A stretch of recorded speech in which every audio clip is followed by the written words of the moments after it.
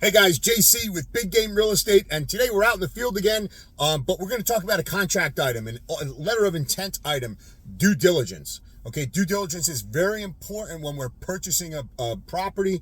This is the amount of time you're requesting from the seller to review all the facts, essentially, to confirm that what was advertised to you by either the seller, told to you by the seller, or by the broker is in fact correct. So what do we get to look at with that?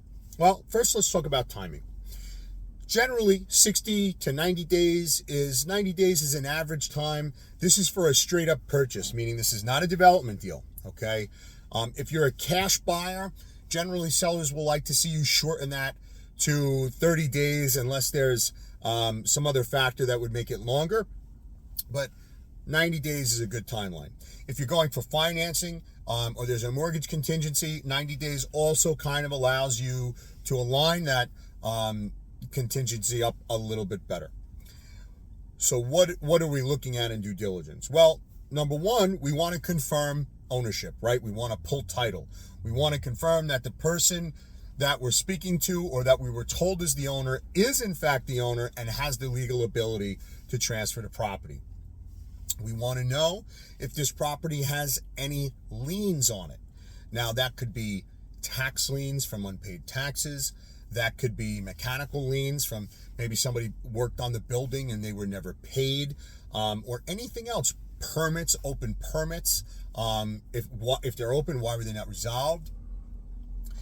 We want to know environmental, right? We're going to do in this state, we pull a phase 1 environmental, which you have the option of sending a team out there, but most of the time it's done on a computer, and there will be an indication if the previous uses, which sometimes not even the existing seller may not know what that property was 75 years ago. Okay, so sometimes they're actually surprised.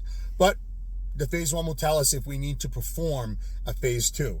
And a phase 2 is a little bit more thorough. That involves boring down into the dirt and checking levels of contaminants. And then we go in to see if that your use that you're proposing or the existing is in violation or the levels exceed. Okay. Other items we want to look at is if we're buying a building that we're going to keep the same use. Okay. So we're not changing it. If you're going to change the use, obviously you want to look into if your future use is going to be accepted and have conversations with the town, preliminary conversations, etc. We want to look at tenants, okay? We want to review the rent roll that was advertised to us. Is that in fact the actual rent roll? So we want to see the income and expenses. We want to see what's called the T12 from the potential seller. We want to make sure everyone is up to date. We want to verify that they have been up to date with their payments, okay? And every seller may have a different way of showing you that, and that's okay as long as they can prove it. Depends how the seller will accepts payments, and that's true for industrial, residential, office, retail, the whole bit. We want to check lease terms. We want to check lease expirations. Again, if it's commercial property, are those lease expirations coming up soon? If it's a multifamily building, we also want to know that. But on those, we also want to see, and on the commercial as well, how many of these leases were just signed like last month? Because if I'm looking at a building, a multifamily building, and it has 50 units and 20 leases were signed last month, that's going to worry me. Okay, that's going to worry me. Have these guys paid? Did they get some free time? And we'll go in more detail about the loopholes that sellers sometimes try to use on us. But again, we're going to want to pay attention. Make sure these guys are in a steady, firm lease. They're paying on time. Nothing seems too out of place here. No leases are expiring too soon. No leases just started yesterday. Okay. Obviously, you want to confirm the income, which may show you a few things. It may show you that the seller is missing opportunities to charge more rent. The rents may be under market. They may be over market. We have to find out why. There may be opportunities on the property that they're not using as income that we'll figure out. We want to check again if whether or not it has a property management company. We want to check those expenses and the maintenance of the property, what's being allocated to certain things, And if there is a property management company in place, we're going to want to take a look at, hey, what percentage are they taking? And also invoices and where they're saying the money has gone for the year and the trailing years. And does that money add up to what's actually taking place in that area?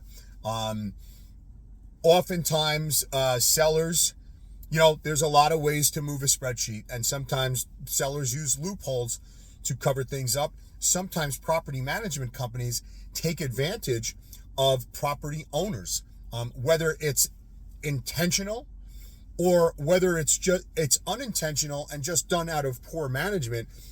There are many purchases that are made when folks look through the documents for due diligence and figure out, wow, this seller is overpaying tremendously, and maybe they're leaving $50,000 a year on the table that we could change. Or again, it might just be something that you can improve. Maybe you have a friend that's in property management and he says, look, after looking at this, I can totally I can do this for half the fee. Okay, and then you start adding. This is how you become your own value add buyer, but you have to do the research. Now, where do you get all these documents? Well, in your letter of intent, the seller is going to be required, and your sales contract also, the seller is going to be required to provide you with what they have. They can't provide you with anything they don't have. So again, the phase 1 environmental, that's going to be at your cost. And again, if there are problems that come up from review, you'll have to discuss with the seller who's going to pay for the further testing, or does each party contribute? And that's something we have to have a problem to determine. But usually you want to look for things like, again, you want to request from the seller. You're going to pull title, but does the seller have a survey? Do they have a tax map? Do they have floor plans? Again, you want to review the existing leases, any maintenance contracts that they may have with service providers and third-party vendors, warranties, if anything was, we know how much of this is under warranty, maybe nothing, that's okay, but you want to know it. And anything that pertains to the building, any service provider. Also, one thing, age of roof, HVAC, one thing as well, when you're purchasing a property, okay, especially a large commercial property, they may have equipment that you see on your tour. And this is a big ticket item that a lot of people forget to include.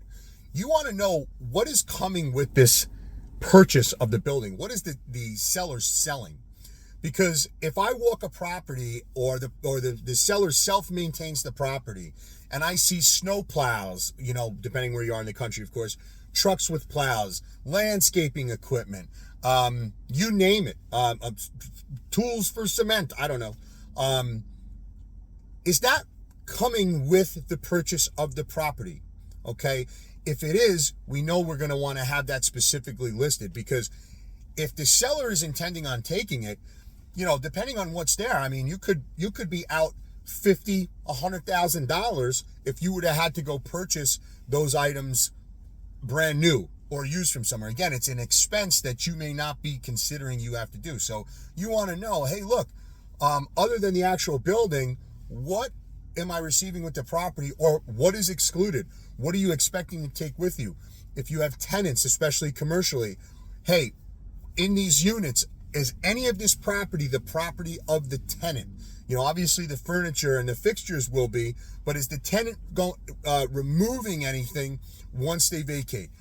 Those are the types of things you really want to look into. So, all right, guys, that was a lot of information today. We'll do some other videos that break that down a little bit more, but get out there, find a property, and stay tuned for what I'm out here in the field doing today. Talk to you soon.